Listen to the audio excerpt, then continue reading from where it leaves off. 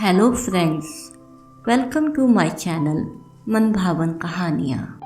आज हम आपको सुनाने जा रहे हैं मुंशी प्रेमचंद की कहानी दो सखियाँ, चंदा और पद्मा की कहानी, जो एक दूसरे को पत्र लिखकर अपना हाल बताती थी। चलिए शुरू करते हैं इस कहानी को। प्यारी बहन, तुमसे बार बार क्षमा मांगती हूँ, पैरों पड़ती हूँ। मेरे पत्र न लिखने का कारण आलस्य न था, सैर सपाटे की धुन न थी। रोज सोचती थी कि आज लिखूंगी, पर कोई न कोई ऐसा काम आ पड़ता था, कोई ऐसी बात हो जाती थी, कोई ऐसी बाधा आ खड़ी होती थी कि चित्त अशांत हो जाता था और मुंह लपेट कर पड़ी रहती थी। तुम मुझे अब देखो तो शायद पहचान न सको। मंसूरी से दिल्ली आए 1 महीना हो गया। यहाँ विनोद को 300 रुपये की एक जगह मिल गई है। यह सारा महीना बाजार की खाक छाटने में कटा। विनोद ने मुझे पूरी स्वाधीनता दे रखी है। मैं यूं चाहूं करूं उनसे उनको कोई मतलब नहीं। वो मेरे मेहमान हैं। गृहस्थी का सारा बोझ मुझ पर डालकर वो निश्चिंत हो गए हैं। ऐसा बेफिक्रा आदमी मैंने कभी नहीं देखा। हाजिरी की परवाह है न निगर की, बुलाए तो आ गए, नहीं तो बैठे हैं। नौकरों से कुछ न बोलने की तो मानो इन्होंने कसम खा ली है।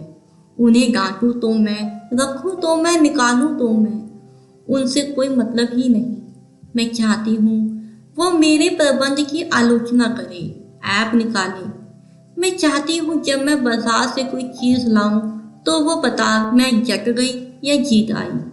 मैं चाहती हूँ महीने के खर्च का बजट बनाते समय मेरे और उनके बीच में खूब बहस हो, पर इन अरमानों में से एक भी पूरा नहीं होता। मैं नहीं समझती इस तरह कोई भी स्त्री कहाँ तक गृह प्रबंध में सफल हो सकती है। विनोद के इस संपूर्ण आत्मसमर्पण ने मेरी निष्क्रिय जरूरतों के लिए कुछ गुंजाइश ही नहीं रखी। अपने शौक की चीजें खुद खरीद कर लाते बुरा मालूम होता है, कम से कम मुझसे नहीं हो सकता। मैं जानती हूँ मैं अपने लिए कोई चीज लाऊं तो वह नाराज ना होंगे। नहीं, मुझे विश्वास है खुश होंगे। लेकिन मेरा जी चाहता है मेरे शौक श्रृंगार की चीजें वो खुद लाकर दे। उनसे लेने में जो आनंद है वो खुद जाकर लाने में नहीं।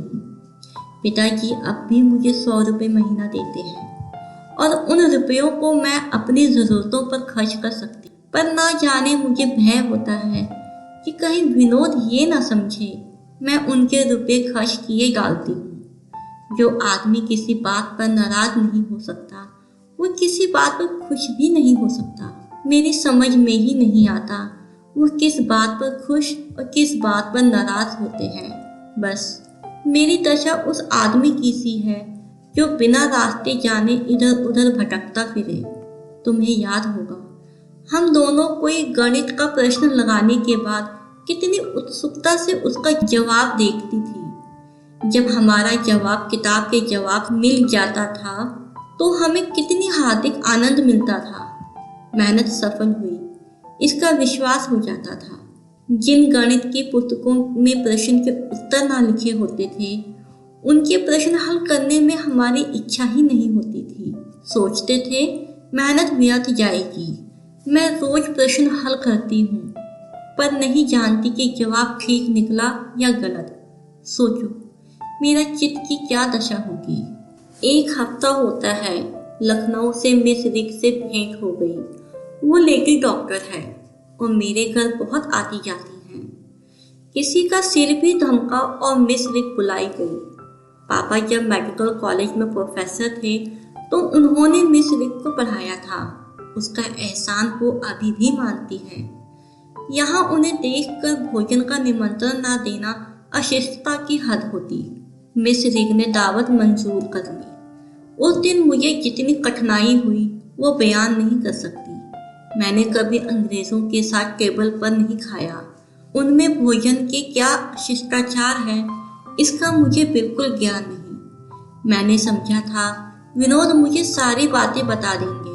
वो बरसों अंग्रेजों के साथ इंग्लैंड रह चुके हैं। मैंने उन्हें मिस्र के आने की सूचना भी दे दी।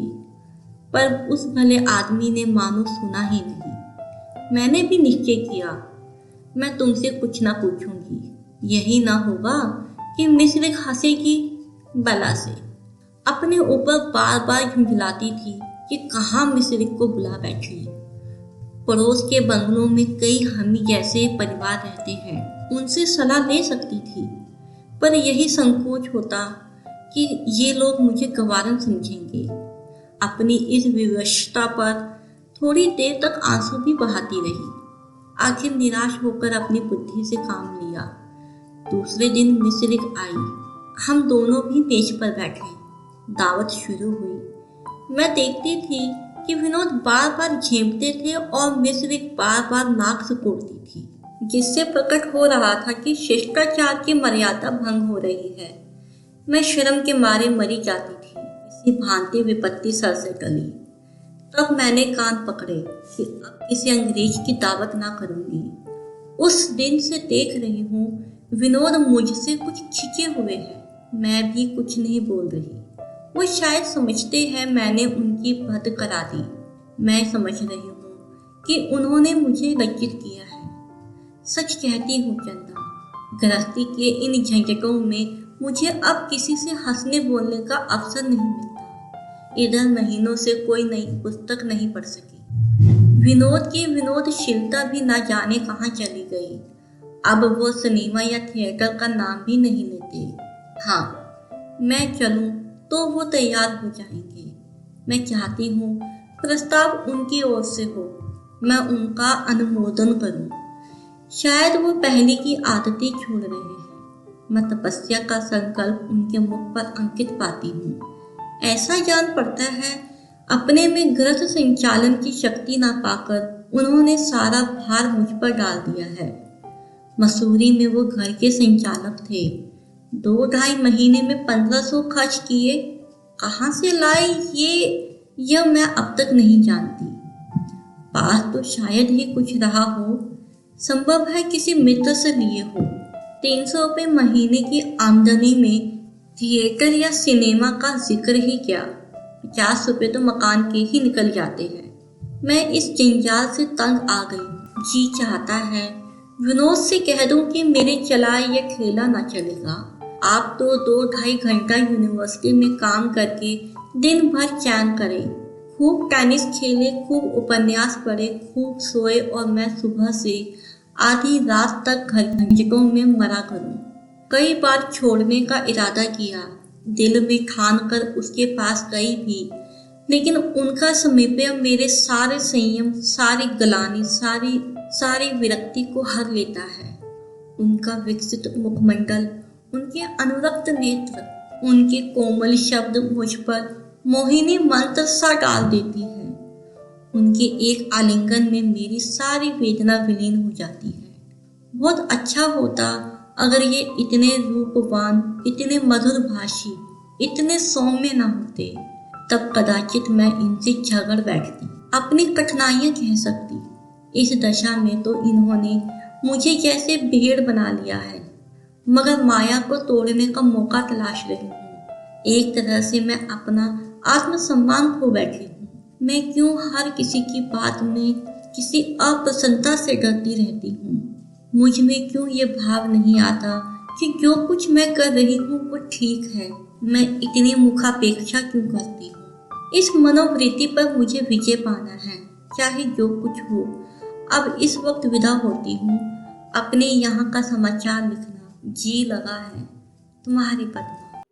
तो ये थी हमारी आज की कहानी। आई होप आपको पसंद आई होगी।